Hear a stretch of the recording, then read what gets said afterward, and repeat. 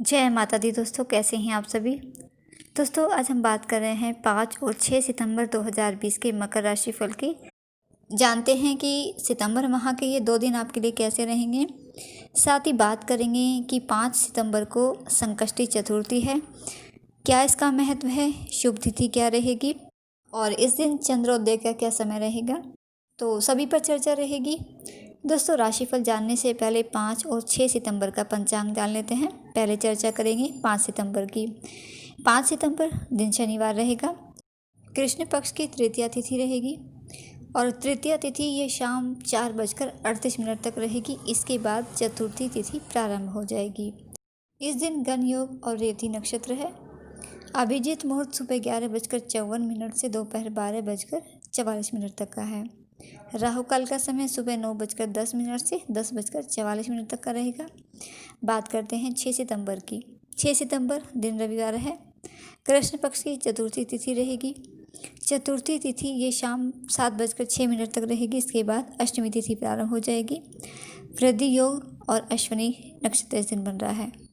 अभिजीत मुहूर्त सुबह 11:53 से दोपहर 12:44 तक का है।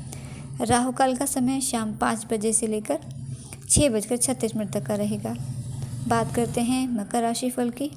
तो ये समय मकर राशि वालों के लिए शुभ समय रहेगा।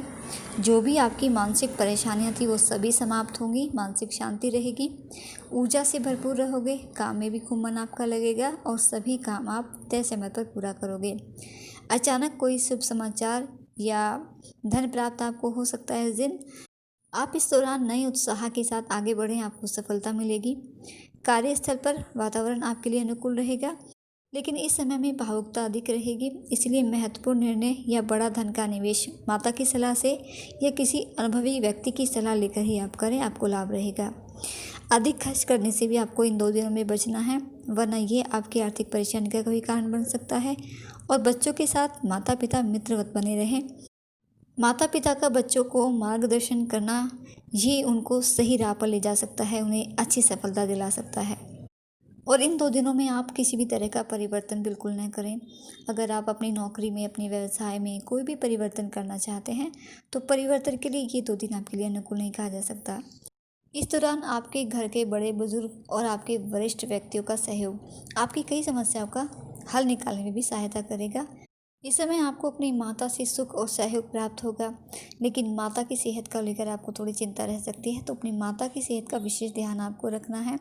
उनकी सेवा करें, आशीर्वाद लें, क्योंकि आपकी माता का आशीर्वाद इस समय आपके लिए सफलता का कारक रहेगा। आपको सुखों की प्राप्ति होगी।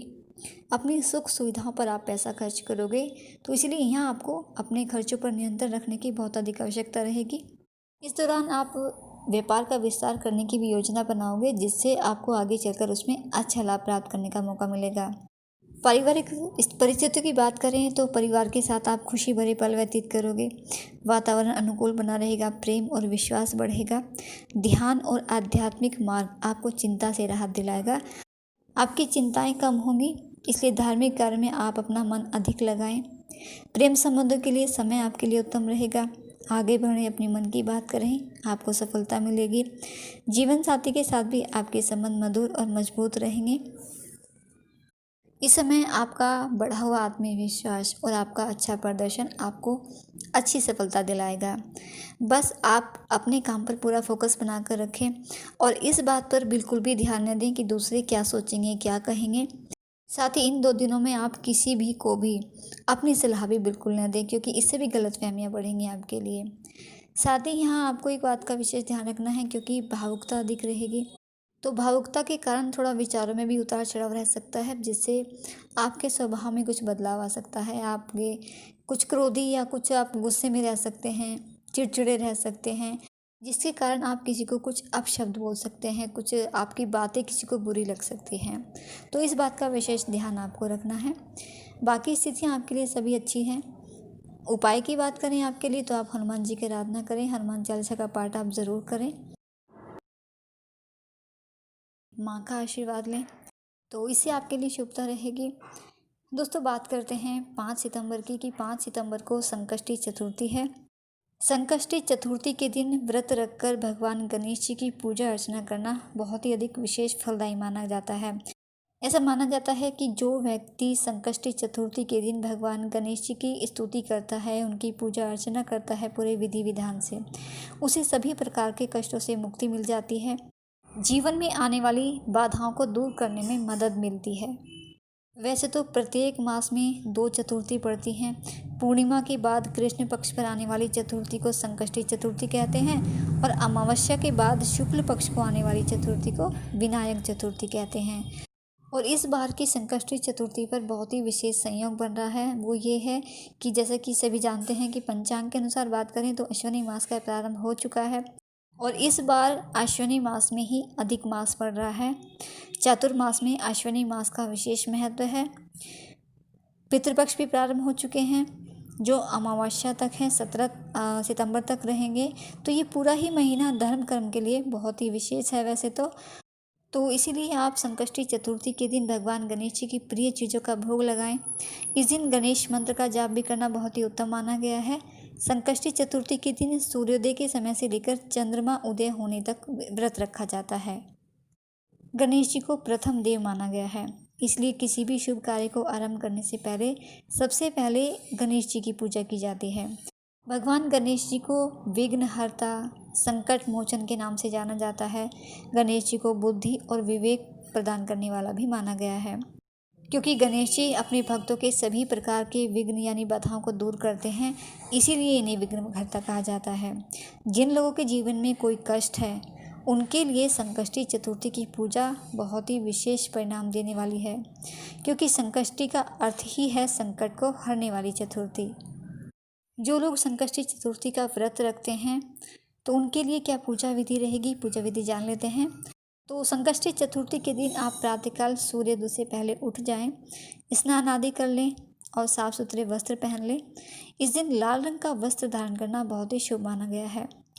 ये भी कहा जाता है कि ऐसे अगर आप लाल रंग के वस्त्र पहनकर पूजा करते हैं तो इससे व्रत सफल होता है। स्नान आदि करने के बाद आप गणपति जी की पूजा आराधना शुरू करें। गणपति जी की पूजा करते समय आपको अपना मुंह पूर्व या उत्तर दिशा की ओर रखना चाहिए और सबसे पहले आप भगवान गणेश जी की मूर्ति को फूलों से अच्छी तरह से सजा लें।